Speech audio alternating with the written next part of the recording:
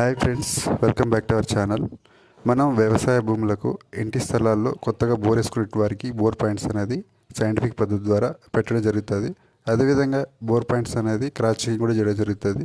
ఈరోజు ఈ వీడియోలో ఈ రైతు మెదక్ జిల్లా నుంచి కాంటాక్ట్ అవ్వడం జరిగింది. ఈ రైతు ఆల్రెడీ తన పొలంలో ఒక 3 బోర్ల దాకేసి నష్టపోవడం జరిగింది.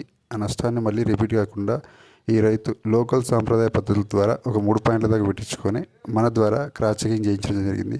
ప్రజెంట్ ఈ డ్రిల్లింగ్ చేసినటువంటి ఈ పాయింట్ అనేది మనం రికమెండ్ చేయడం జరిగింది.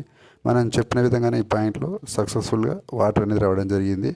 ఈ విధంగా రైతులు తమ పొలం మొత్తం వెతికితే ఒక 4-5 పాయింట్లు దొరికే అవకాశం ఉంటుందండి. కానీ మనకు దొరికే అన్ని పాయింట్లో నీళ్ళు వచ్చే అవకాశం ఉండదు. అది కూడా కరెక్ట్ ఎన్ని దారులు వస్తున్నాయి, ఆ పాయింట్కు ఎంతెంత లోతులో గ్యాపులు మారుతున్నాయి, టోటల్ డెప్త్ ఎంత వెళ్ళాలి, మనకు ఎక్కువ రీఛార్జ్ ఎక్కువ వాడడానికి అవకాశం ఉన్న పాయింట్ ఏంటనేది ఆ రైతుకు ప్రతి పాయింట్ క్రాస్ చెకింగ్ చేసి ఫైనల్గా ఆ రైతుకు